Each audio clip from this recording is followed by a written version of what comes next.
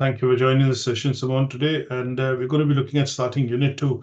So what I've got on the screen right now is basically the unit specification for the second unit, which is where we're going to be looking at, obviously talking about, children's health and well-being.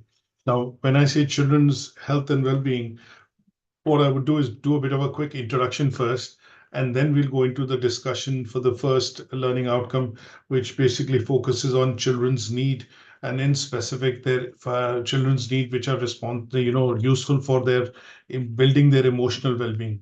Now, this particular unit that we look at, children's health and well-being, is basically, a unit which will focus on going through and understanding what are the physical and emotional aspects of how we promote the welfare of children. Now, some of the key bits that we would look at in this particular unit would include things like physical health of children, which is related to nutrition, exercise, and healthcare, the basic level of healthcare which is required when children are growing up from the initial ages of 0 up till, after birth, up till the years of 7. We'll be looking at their emotional well-being, which will include things like, how do we support children in particular when we do see that they do not have the abilities or they lack some of the abilities. So, for example, how do we ensure their mental health and abilities which are developing at the early years in terms of their senses, the skills are being taken, let's say, are being well looked after in terms there are enough and adequate resources which are allowing the child to develop relationships with their parents, their carers, their nearby, near dear ones, and also the internal and as well as the external environment in which they will interact and meet up with other individuals when they go up to an age wherein they are entering nursery or, for example, going to school.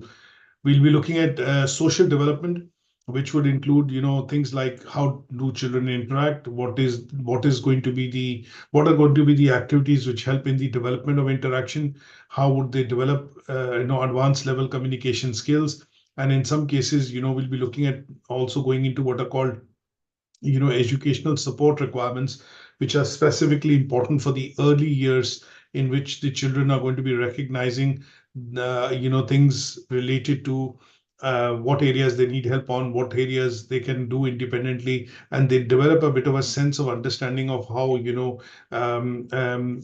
let's say, they will be growing or coming up through the early years of development. And then, as somebody who works within this particular field, what we'll also be looking at doing is at some stage, going into details of what do we mean by health and well-being, because this is related to children in particular, but it is a state wherein we are going to be looking at physical, mental, and social and well-being abilities to ensure that they are not put in any sort of harm's way, which would mean diseases, illnesses, and in some cases ensuring that we understand what are the key requirements the children or child at this age has between the age group of 0 to 7, which is after the birth years up to 7, and we would study them in terms of their rest and sleep patterns, look at nappy training, what are the basic things that we will need to do as a practitioner. So when you work with children at this young age, things like changing nappy, toilet training, potty training as we call it sometimes, washing and bathing time, care of skin, teeth and hair, and obviously getting them adjusted to meal timings are what we are going to be looking at in a bit more detail. Now, this unit is more focused on the practitioner's part. That means your role as a practitioner to be able to, essentially help the child in the early years of development. There are 7 learning outcomes in this. We are going to be looking at covering each learning outcome in one of these sessions. And today we are going to be starting off, with the first learning outcome, which will be looking at understanding the children's need in relation to, their emotional as well as their emotional basis, which will allow us to understand how does a child relate to when we talk about, encouraging them to listen to one another, or, for example, notice how things are changing or what is changing in their environment, and then supporting them through communication to be able to build relationships with their, carers, with their parents, with the key people that they interact with, on a day in, day out basis, so that they are able to essentially explain their nutrition requirements, for example, or their care requirements in terms of, if you look at somebody who's at just 1 year old. So, for example, things like nappy training, or things like changing of the nappy, feeding requirements in terms of meals. Those are the bits that they would be communicating essentially when we talk about promoting children's emotional well-being. And this unit, in terms of, as I mentioned earlier, is going to be focused on the practitioner's role. That means somebody's role, which is you and me, or people who work within this role in terms of helping or working with children in the early years of their development, would be looking at doing some of these duties, roles, and responsibilities, on a day in, day out basis. And that is where this will be focused on, studying some of the various aspects of this into 7 learning outcomes. And we'll start off with what is the emotional well-being aspect related to the learning outcome one. So let me share a presentation with you, and let's discuss the first learning outcome after the unit introduction. Is that okay? The unit introduction in terms of what are we studying, why are we studying this? So things like, if you ask questions like, why do children need to feel secure and safe? Why do they need to have or build self-confidence? How would they look at building a sense of belonging? How would they become aware of their own image? And what could be the experiences, if you ask children's have, at this particular age when they are growing up in the early years? And then what kind of relationships would they develop, in terms of relationships with their parents, the father, the mother, other siblings in the family, or when they interact and go and play or have a playtime with other children in a nursery, or, for example, after school care. Then in those cases, what kind of relationships which they would they develop would need to be looked at in this particular unit. Is that okay? Now, when we talk about the first learning outcome, here we are focused on understanding the need in context of one, attachment. So when we say the process of attachment and process of developing secure relationships, what we are looking at is basically the emotional need. Attachment is defined as, if I say, why is it important at this stage, is because when you look at the attachment, it refers to the emotional bond which the child actually forms with the mother. In the first instance, the mother in particular, from the time they are born, and because the mother is the primary caregiver. So there is a bond which, exists from the time of birth between the mother and the child. And this particular bond helps the child feel secure and also, safe. So when we talk about the process of attachment, we are going to be looking at the attachment from a point of view of what behavior does the baby or the child essentially show, and what kind of proximity it seeks with its caregiver, primary caregiver being mother, secondary would be father or maybe other siblings. And when they feel that they are distressed, that means they are in a situation where they feel unsafe, or in some cases when they feel that they are in danger, then what kind of sense of security or safety and comfort would they be wanting from their primary or their secondary caregiver? So, and that would help us understand, the process of attachment. Now, when we look at attachment, we also talk about, relationships which the child is going to be able to make and respond to. One is you're making that relationship. They understand that, they start recognizing the face, they start recognizing the touch. And in some cases, what they also do is they consistently then respond back to when the caregiver, the primary caregiver, essentially, asks them to do something, or obviously looks at carrying out some activities. So this attachment that we generally get to see is going to grow in the later years and would help in the development of what is called the emotional well-being of the child, because this is where it allows the child to develop a bond between them and the people they recognize, or the people they feel they are friendly with, or essentially, related to from a point of view of, requirements. And when we talk about such relationships, the process of bonding and attachment begins, although in the infancy stage, just after childbirth, but this is a process which continues throughout their life and this would have a lasting impact on their emotional well-being.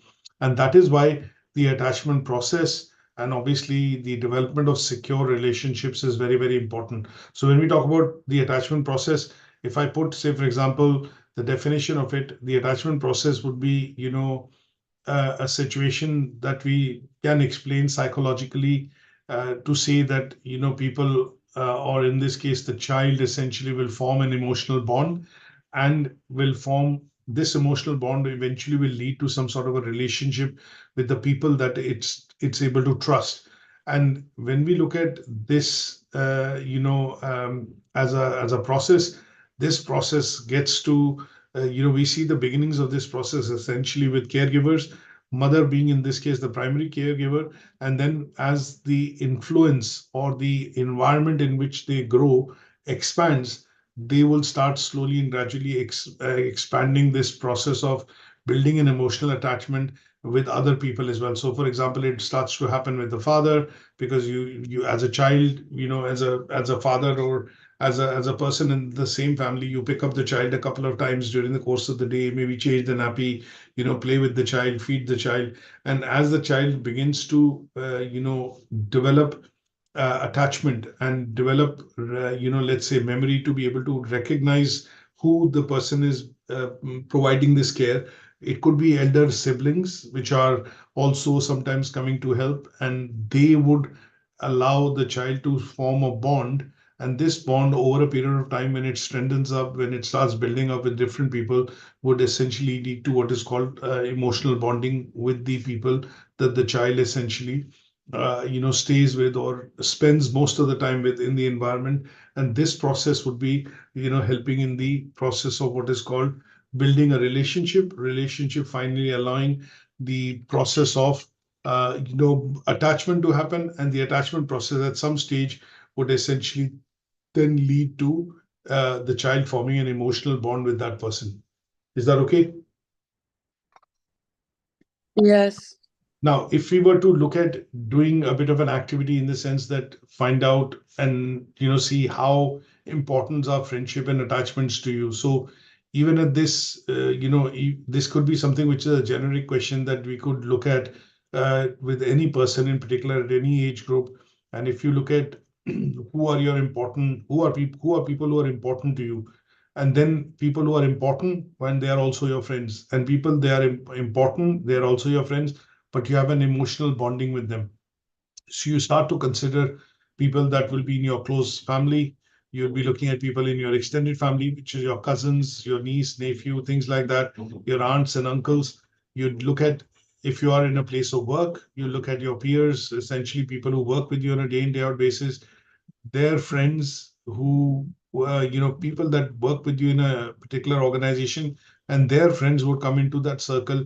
Sometimes you would look at, if you're married, you have your partner, your spouse, and in their circle there would be a number of friends that but you can bond with them as friends, as people, you can bond with them as friends. And then if there is a strong bonding or a point of common interest, then in those cases there would be a sense of stronger attachment. That means you meet up quite often, you go out for meals, you go out for example, activities like bowling and things like that, or you tend to become quite close in your relationships, and you sometimes put them across as, people, say, for example, sometimes you fill up forms in certain locations and they say, okay, can you put a emergency contact, or can you put a contact just in the case of eventuality that we have to reach out to. And sometimes people don't put their family members, but they put their friends or extended friends or people in their extended circle. And that shows that you have an emotional bond or some sort of an understanding with the person wherein you feel safe, you are feeling secure, and at the same time you feel that you are, that person is reliable, and that creates an emotional bonding between you and that person. And at the end of the day gives you the confidence to be able to mention their name as an emergency contact, because you know that if I put his name in or her name in, and if there is a need, if in an hour my need, if I do need emergency access, then people, when they call him or her, you know very clearly that the person would respond. And that is because there's not just because they are your family members or they are your friends or important people in your life, but because you have a bond with them, and that is why you could say that you feel that you can depend on them. And because of this dependency and the security, sense of security and safety that you get, that is what we would call, relationships. And those relationships essentially would then create what is called emotional bonding. Is that okay? Yeah. Is that understood? Yes, fine. Okay. So when we look at, if I was to ask you that, could you look at who say, for example, how important are your friendship and attachments, and who would you say that you emotionally bond with? Sometimes when asked that question, I say, okay, I emotionally bond with my mother, or I emotionally bond with my sister or my father. And the reason you put that across is because that is a special bond that you have with that person. And because you see that person either as somebody who recognizes your needs or is able to fulfill your needs, or in the sense that is able to relate to you, understand you, and that allows that particular relationship or feeling to develop further. And you can say, okay, I know this person quite well, I know what he likes and I know what he picks in terms of his drinks or his food that he likes. And that is because you have that emotional bonding or that connection in terms of knowing that person, sharing the feeling, or being understanding of each other, because you have a lot of trust and mutual respect. And that would be the bit that we would look at when we do talk about, attachment and emotional bonding as a process. When we talk about the early years of development in a child, from the age of, after birth to the age of 7. So if we were to look at going into specific details when I talk about attachment and developing secure relationships, so here we would be looking at, it says bonding with baby is vitally important, because if the baby does not bond with you in terms of their psychological and safety needs, then you would generally see that the baby stops listening to you. They might not be feeding well, they might not be keeping well, and that would lead to a deterioration of their health over a point in time. So in such cases, what you're going to be looking at is essentially, making sure that you are, being able to bond with them. And bonding would start with basically a securing bias with particular, relationship. And that would be based on trust, and, obviously confidence that the child is able to develop over a point in time. And that would be useful for initially developing that sense of security, and also, the sense of belonging with the mother or the primary care giver in this case. So when you look at specifically going to a nursery, and you speak to, and you go and see as parent the environment, how's the play area, who are the people who would be working with the child or taking care of my child, you get that sense of feeling. And why do you go in and do that check or that introspection is because you want to be looking at, ensuring that you're putting your child in safe hands, and you're able to essentially get that confidence that, yes, if I put that person, or if I put my child in that school or in that particular nursery area, then I know that this is going to be something wherein he's going to be taken care of, his needs are going to be met. And that would be the most important bit as far as uh, you know this is concerned.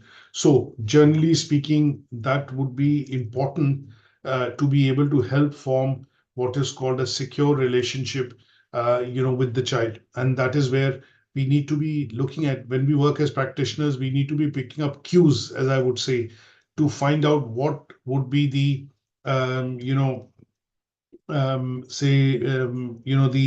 main areas that we need to be aware of in order to help secure that bond or that relationship with the child, so that the child feels secure and child feels, safe, and that would allow the emotional bonding to happen.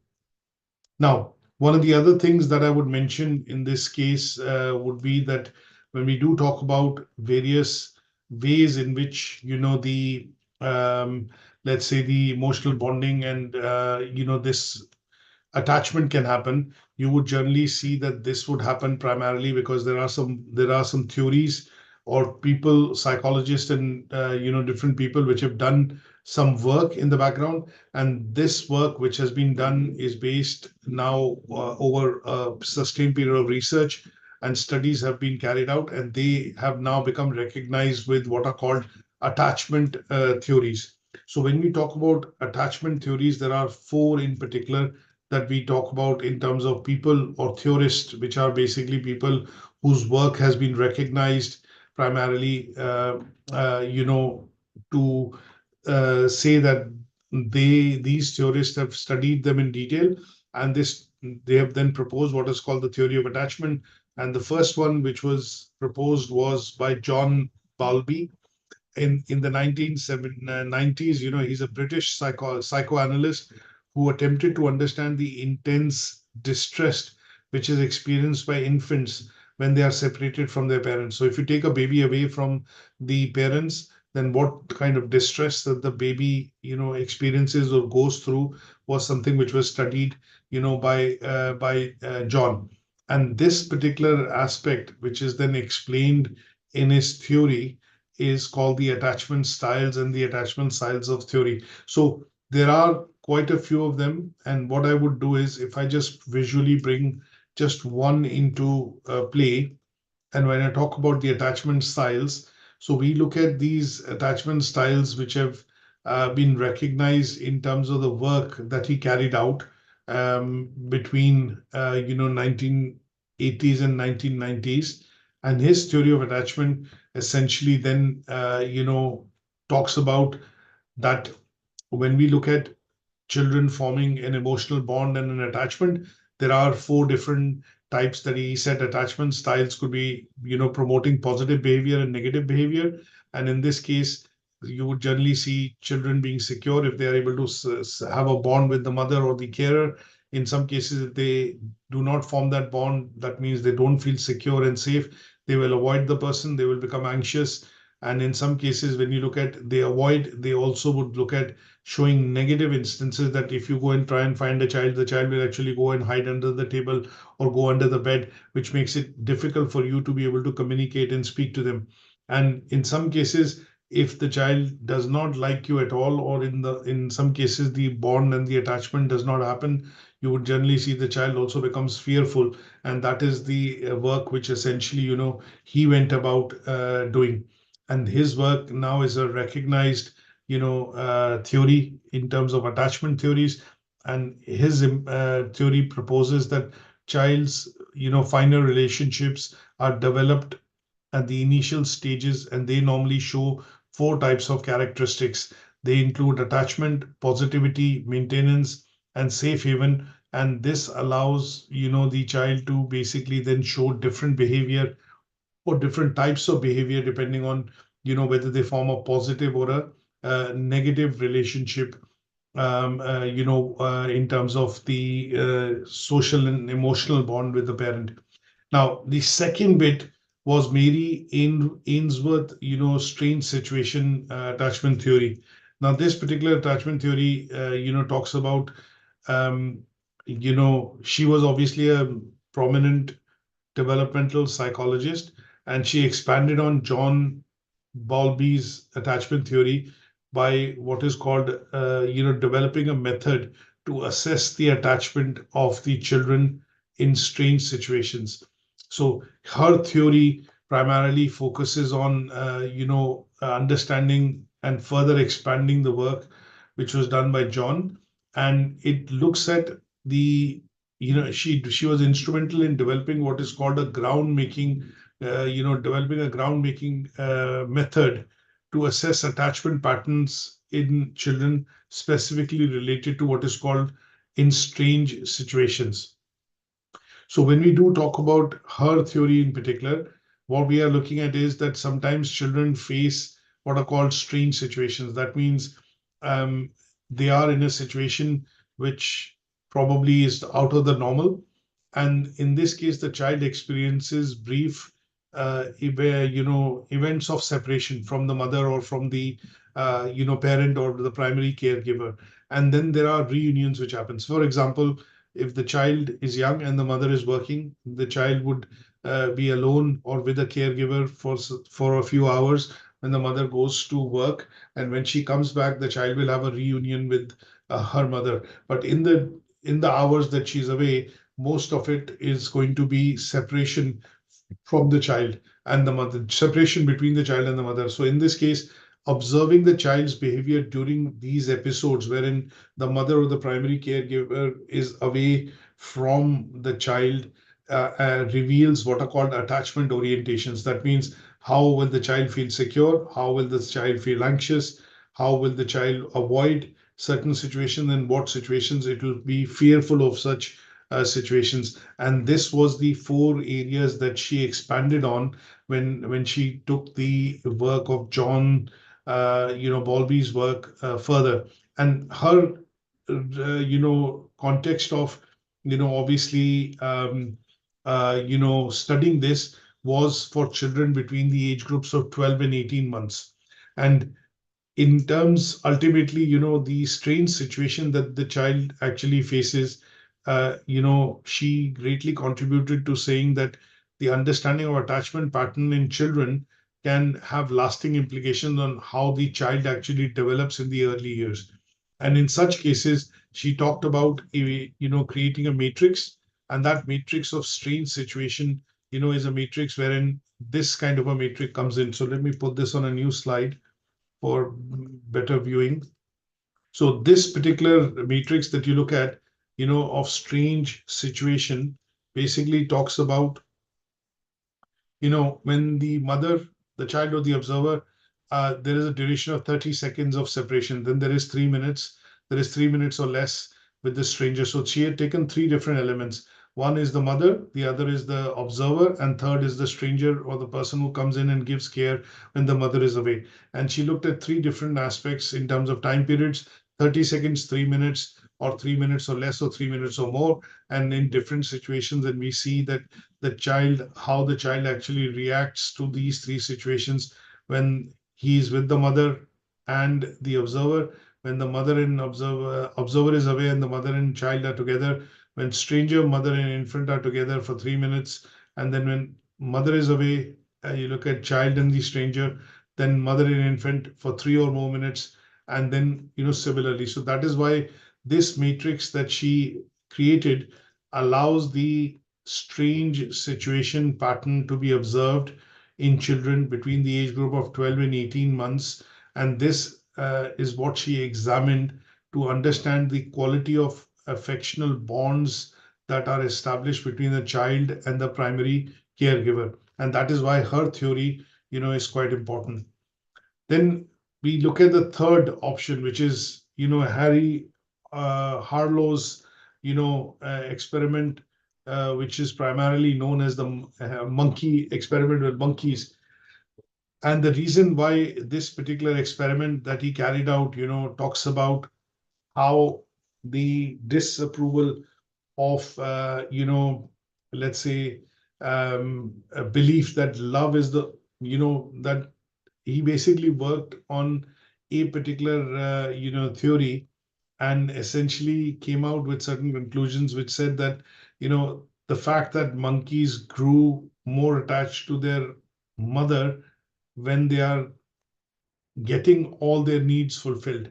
And when the needs are not fulfilled, they do not show love, and they tend to go away from the mother. So he basically dispensed this particular idea as being false. And that is where, he put together what is called certain functions which mothers or primary caregivers have to do in order for the attachment and the emotional bond and relationship to develop in the first year.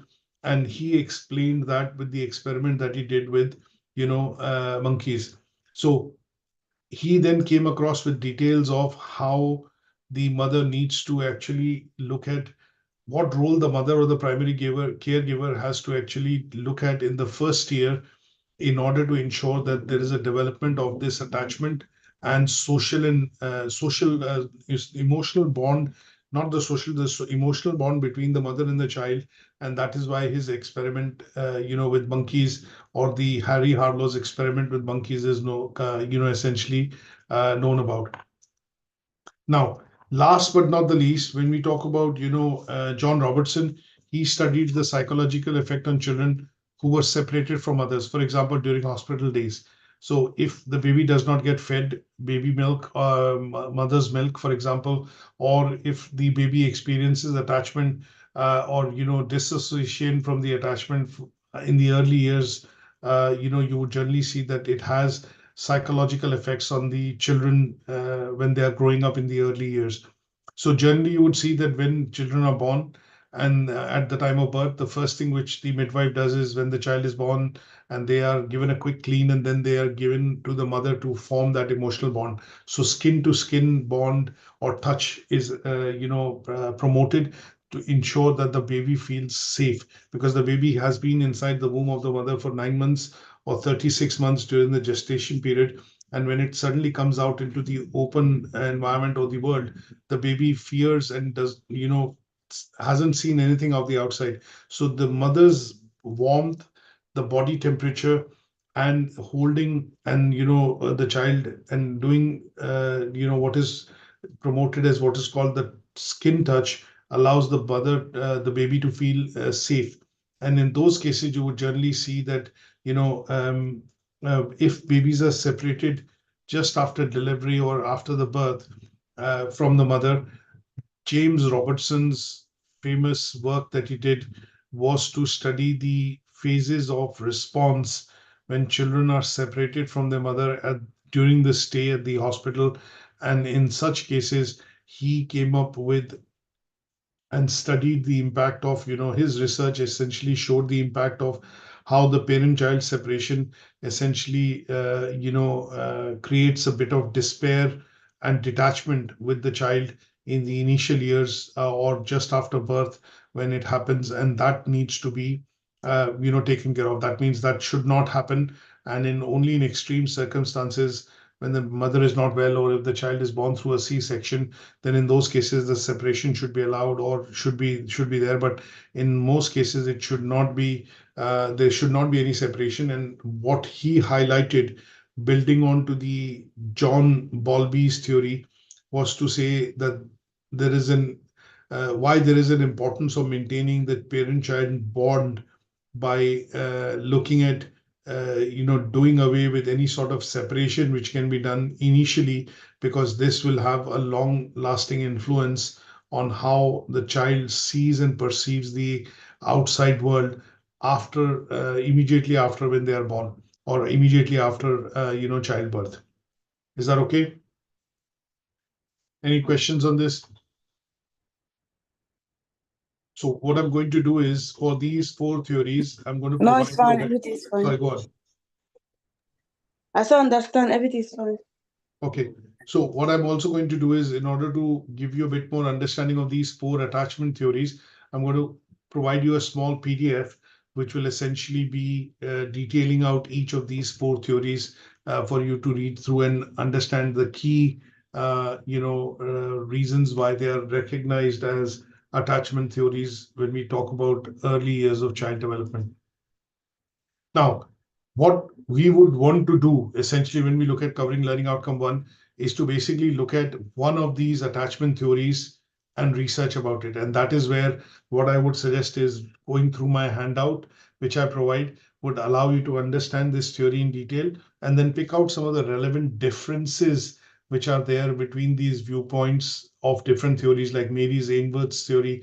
Essentially, most of the work was done by John Bowlby, but John Bowlby's work was then further extended by Mary Ainsworth and James Robertson. But they have given a bit of their own spin on it in terms of studying various situations of detachment and what promotes emotional attachment between the child and the mother or the primary caregiver. So having this particular study of the document and then doing a bit of research would hopefully help you get into a bit more detail about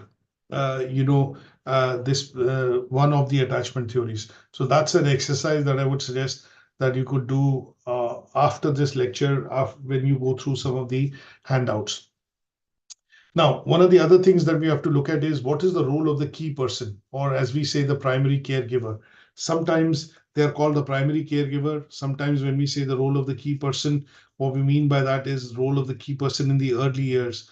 And early years is often talked about as EYFS. So early years, when we look at, in terms of the term, early years stands for EYFS. If I put this here, oh, it's already here, EYFS. When I say EYFS, it stands for Early Years Foundation Stage. FS tends to be foundation stage. This is a term that you will come across even in primary school, in secondary school, when you are going through the system in terms of schooling. You would say early years, you'll say foundation stage, and then you'll say, key stage 1, key stage 2, key stage 3. Now, early years foundation stage are basically standards which are set for learning and development and for the care of child from birth to the age group of 5 till the time they go to the nursery, or they take the first step to go into a school. Now all schools basically which are in England and Wales, and they follow what are called, the curriculum set by Ofsted.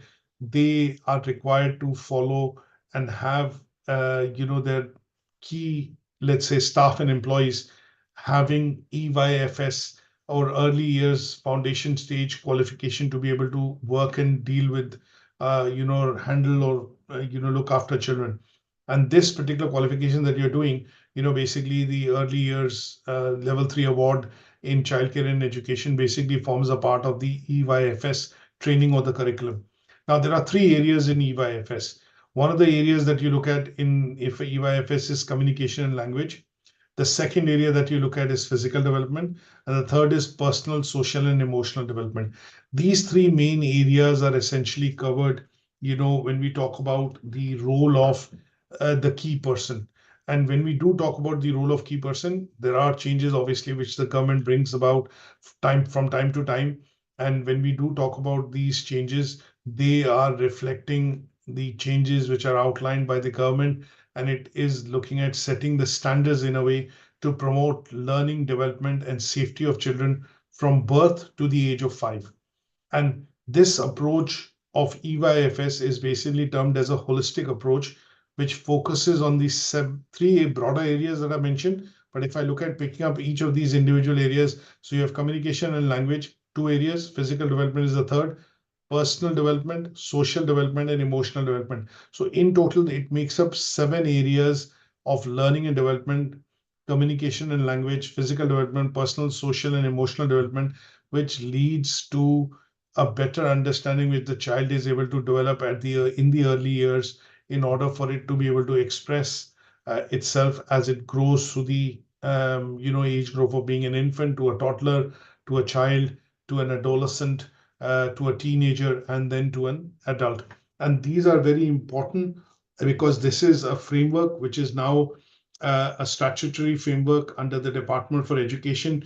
And this framework, if I put it this way, if I bring across this framework in terms of, let me see if I can bring out a picture of the EYFS framework, would essentially show you, everything which is, proposed in terms of ensuring that.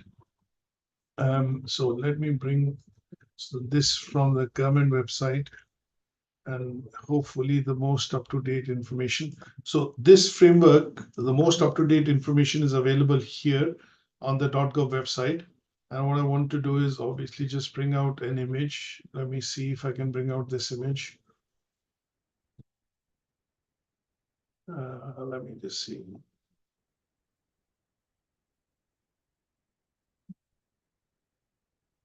So this particular framework looks like this. If I expand this into a new slide,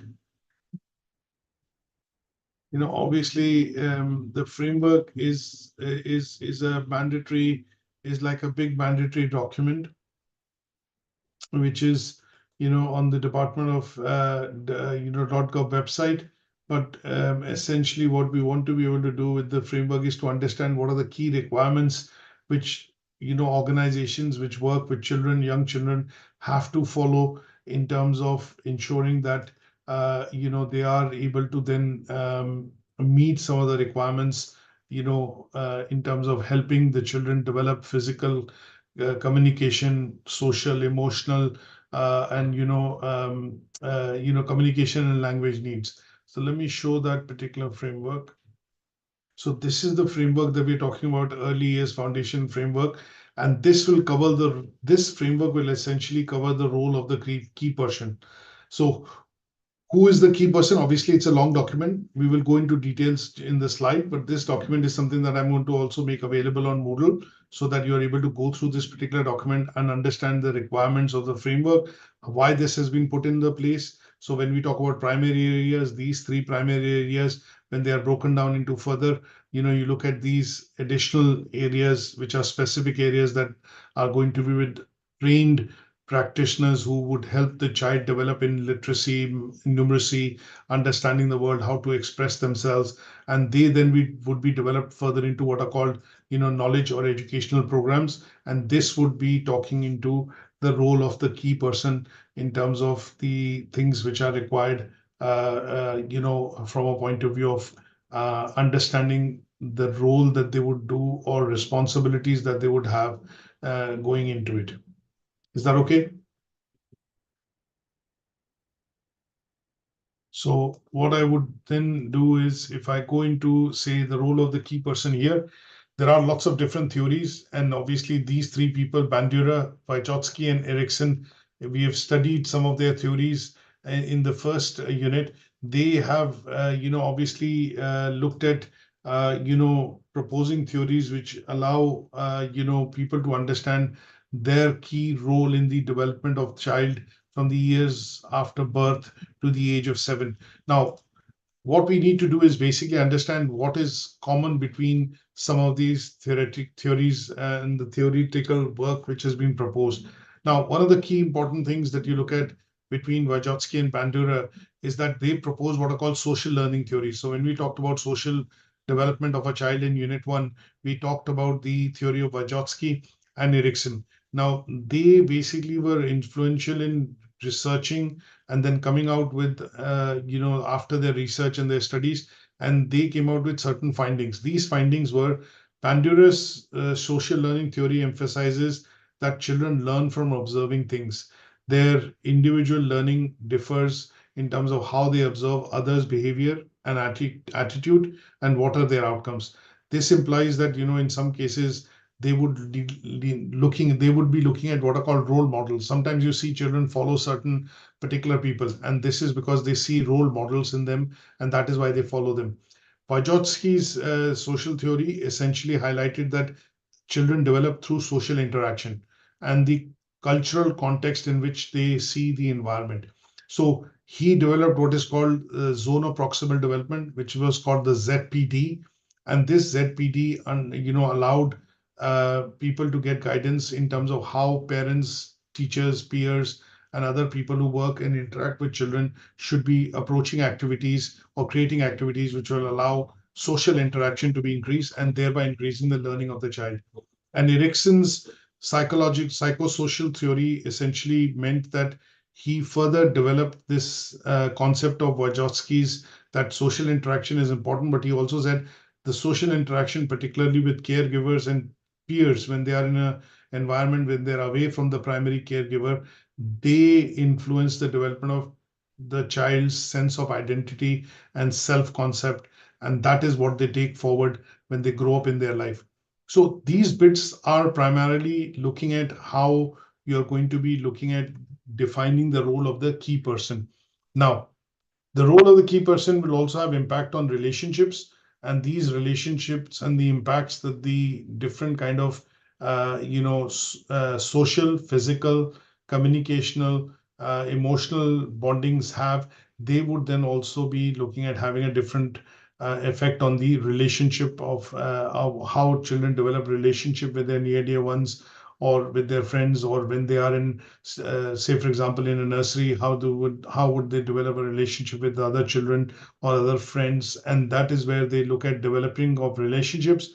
Child would then form a friend circle. They'll be close to some of their friends. They will associate with them, and in some cases, they will not be interested in speaking to the person because they have not had a good experience or essentially not had the conducive environment to be able to interact with other children when doing an activity or when carrying out a particular activity.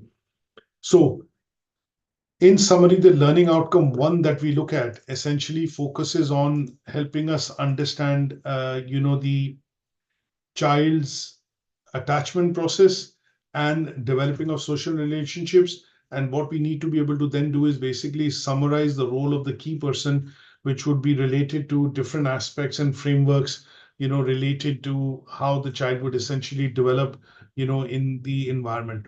Is that okay? Any questions on this, Simone?